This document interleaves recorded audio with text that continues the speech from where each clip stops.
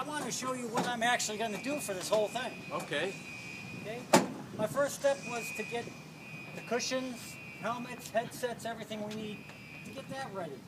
Then I've set up in the cockpit now, and I've turned off all the switches and levers and dials and set the airplane up so that when I get out of the cockpit, I walk around the airplane, inspect it for airworthiness, and get it going. Everything's safe, yeah.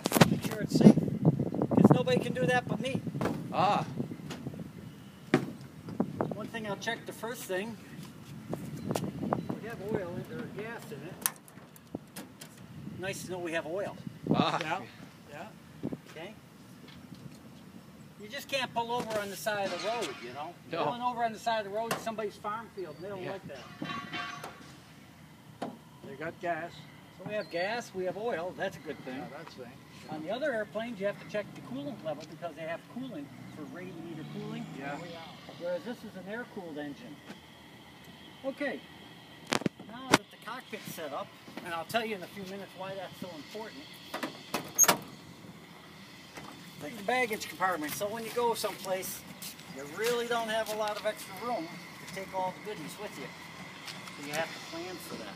Our green bag has all our legal documents. This is good. So now that I know that there's nothing that's going to really ram around, I make sure that's closed. I'm going to come back around this way. I look down at the tail wheel, the rudder cable, make sure that's connected good. Looking up here, making sure there's no loose parts. What's this? That's an antenna. It used to be an old ADF antenna in the past. Oh, Okay. I'm looking for little things like here. You see the nut and bolt there? You see that little cotter pin on there? That's safety's, all that stuff on. Yep. Let me release the controls up there.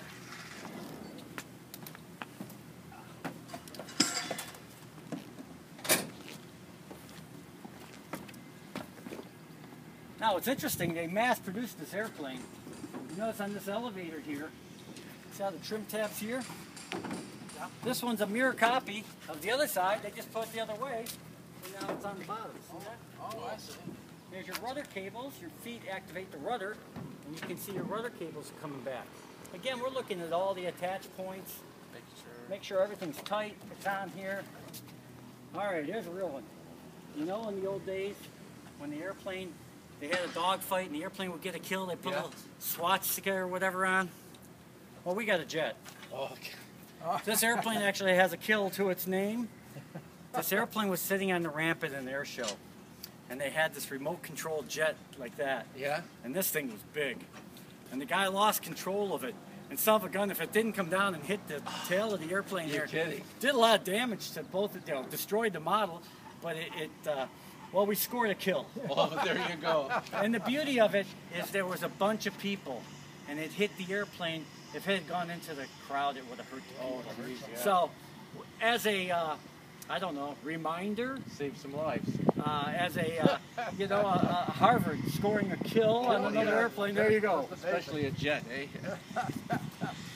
So we're looking at the tail wheel. I'm looking at what position the tail wheel's in, so because they can go around 360 degrees, and that makes a difference in how I move the airplane when we taxi out. All right, now we're coming around here. I'm going to look down at the flaps. We got the flaps down, so I know that they're working. I'm looking at the actuating arms to make sure that they're good and secure. The flaps increase lift when you take off. They do. Different types of flaps are a different way. It changes the camber of the wing. There's a point where in the beginning they add lift, but then they keep going down and they produce more drag. But we won't use any flaps for takeoff today. There's no need. If it was a short runway, we'd use about 15 degrees worth of flaps. But today, we'll use 0 flaps for our takeoff, and it'll be just fine. Cool. You have a gorgeous day for flying, by the way. Yeah. All right, we're looking at the rest of the airplane coming over here. This is the pitot tube. What this does is tells you how fast you're going through the air. Right. And it's in an undisturbed area. You know, it's way out here, so it's really catching air that's undisturbed by any of the wings. Coming around here, we have the landing light. Here's your exhaust that comes out, and what you have here is a tube that will take more air. We have it blocked off for the summertime. As that tube goes down, it warms up, and then you can see it go in. So in the wintertime, when you're flying up and who knows where, and it's cold, you know what, you have heat coming into the cockpit. So I'm going to put this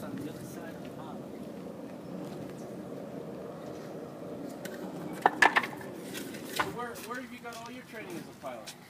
Oh, I'm an airline pilot by trade. Oh, you are? For what airlines? Well, Continental or United. Oh, okay. I'm a Continental guy turned United. You fly jets, eh? I fly jets, I flew props in. Basically, I'm a training pilot here for these airplanes, all the yellow airplanes you see. I fly the Hawker Hurricane as well. Are you retired now from the airline? No, I feel like I'm retired. Is this your holiday or what do you do? Days off. You come up here and do all this, eh? You must And, love flying. and I'm a Yank as well. Oh, there you go. Wow, you must love flying. Eh? I think so. Wow. Yeah, this is a wonderful organization.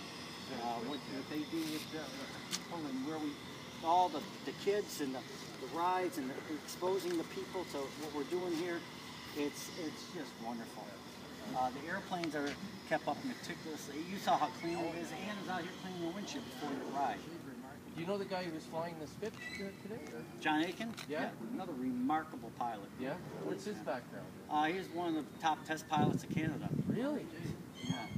He's checked out airplanes and told Canada which one to buy for defense. That's it. Why was he flying the Spit today? They were checking out something on the propeller. Ah. Okay, I'm looking underneath here, checking the gear, got the strut. Now, I told you I had to set up the cockpit, right? Yeah. Well, you know, you don't have a real ignition system. You have an ignition system that can fire like a lawnmower. So, what I'm going to do now is I have to rotate the prop, and what I'm checking for is if it's hard to turn. Sometimes oil can come down in these lower cylinders. Oil does not compress. Yeah. So if your piston comes down and happens to have leaked into the cylinder, you get a liquid lock. You'll destroy an engine if you try to start it with that. So what we'll do is we pull the propeller through about 6 blades, which rotates all the pistons and all that stuff, so we know for sure It's clean. that we don't have anything. Now I've set the cockpit up such that the fuel's off, the spark is off, all that stuff's off, so it won't start. Yeah. Right. Because you do not want this thing to fire when you're doing something that. like this. And this is a radial engine, it's air cooled. And it's loud. Okay, I'll answer that question now about the loudness. It's not so much the engine noise. The propeller's turning at such a speed that the tips are going close to supersonic. Wow. And that's why it makes that loud slapping noise, Yeah. that whiny noise. And you'll hear when I pull the power back, it goes right away. Does it? When you take off your, when I'm about over there, you'll hear, wow. And I'll be pulling the prop into a coarser pitch. Right. It'll be going at a slower RPM.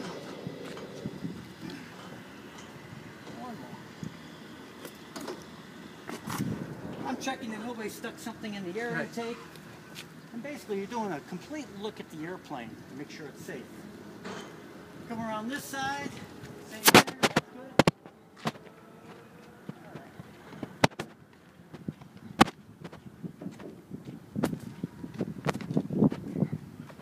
Did the U.S. military use these too? Oh yeah, they call them P6. P6. Canadians call them the Harvey. But they're the exact same plane. Pretty much. There's minor differences. Even the different airplanes and the year they were built have different designations and whatnot. Alright.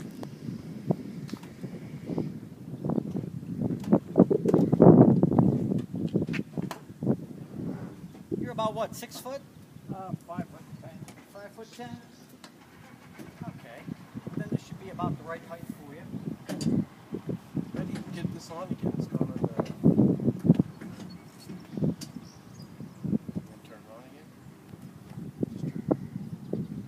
That should be good to go.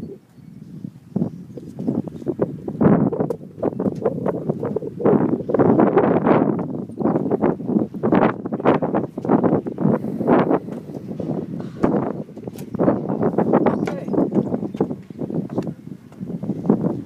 If you want to step up on the black area, yep, that's a good step there in my hand. Okay, now you put your other foot on that step back there, either one. Yep. You can step right on the seat. There you go. How's that working? Good? Yep. There you go.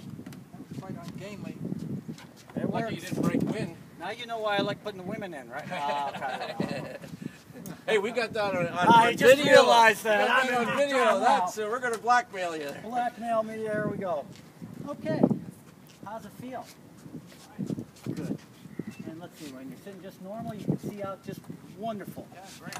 Okay, on each side of you will be seat belts. I'll get my camera. Okay. On either side of the seat will be seat belts for you. And we'll show you how those work. Here? Yep. There's one.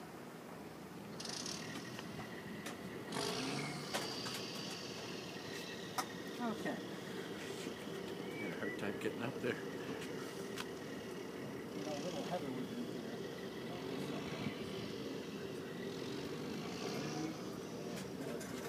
All right. What's that for? There we go. Put this one in here. Always, Out on this one. always good to be safe than sorry. Yeah. Are you one of the pilots too, or what are you? What's that? Are you one of the pilots too? No, mechanic. Mechanic. Okay. So what we in, this one will go right here.